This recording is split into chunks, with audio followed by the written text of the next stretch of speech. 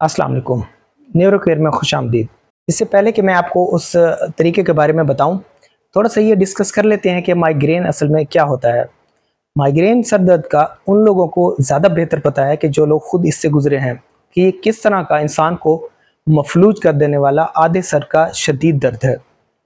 इसकी असल वजह तो अभी तक मालूम नहीं हो सकी, लेकिन जहाँ तक इसको समझा जा चुका है तो उसमें ये कि ये जेनेटिकली ट्रांसफ़र होता है।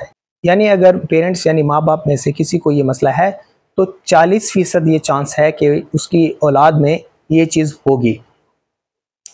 अमेरिका में किए गए एक सर्वे के मुताबिक तकरीबन वहाँ की 4 मिलियन पॉपुलेशन यानी तकरीबन 40 लाख अफराद माइग्रेन के सर दर्द का शिकार हैं और वो उससे बचाव के लिए मुख्तलिफ तरीका इलाज पर अमल कर रहे हैं। हाल ही में की गई एक रिसर्च ने इस ज़मन में एक तहलका मचा दिया है। हुआ कुछ यूँ कि दुनिया के काफ़ी सारे सेंटर्स ने मिलकर तकरीबन 180 लोगों को इस रिसर्च में शामिल किया और इन लोगों पर मुश्तमिल 3 ग्रुप्स बनाए। अब ग्रुप ए में माइग्रेन से मुतासर अफराद को ओमेगा 3 फैटी एसिड से भरपूर ग़िज़ाएँ खाने को दी गईं। ग्रुप बी में भी यही किया गया कि उनको ओमेगा 3 फैटी एसिड से भरपूर ग़िज़ाएँ दी गई, साथ ही में उनकी खुराक से ओमेगा 6 फैटी एसिड्स निकाल दिए गए या बहुत कम कर दिए गए। और ग्रुप सी जो कि कंट्रोल ग्रुप था, उसमें शामिल अफराद ने वो चीज़ें खाई कि जो नॉर्मली खा रहे थे। अब इस रिसर्च के रिजल्ट चौंका देने वाले थे।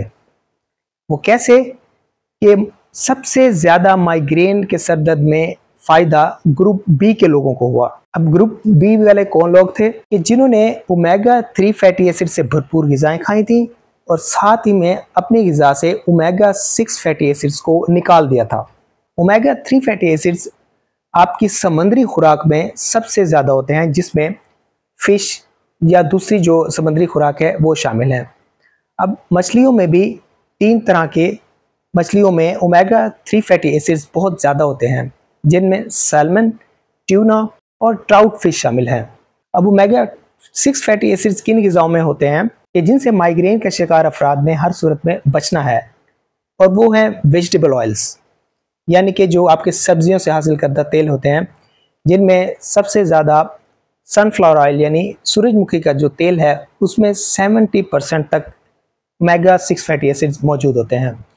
इसके अलावा कॉर्न ऑयल यानी मकई का तेल, कॉटन सीड ऑयल यानी कपास के बीज का तेल, सोयाबीन ऑयल, वॉलनट ऑयल यानी अखरोट का तेल, पीनट ऑयल मूंगफली का तेल, पिस्टैचो ऑयल और कैनोला ऑयल शामिल हैं।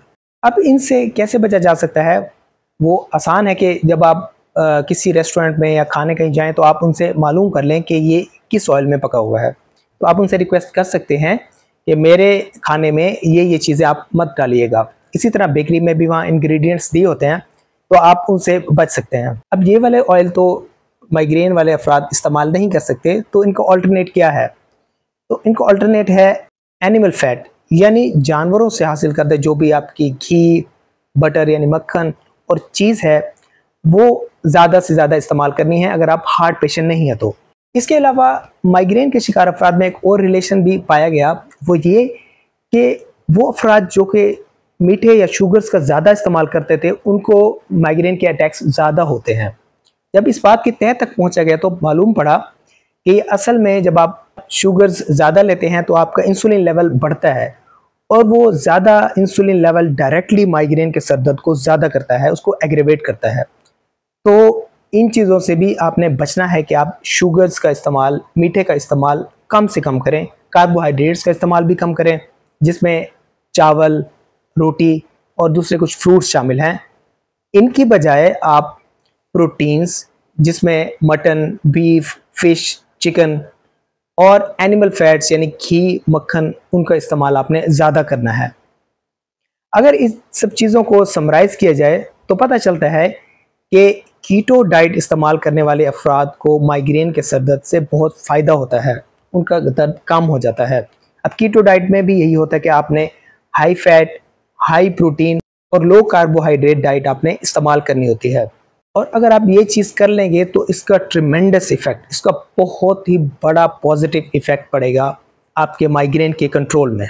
इसी बात के साथ इस वीडियो का इख्तिताम करते हैं। अगली वीडियो तक के लिए इजाज़त दीजिए। अल्लाह हाफ़िज़।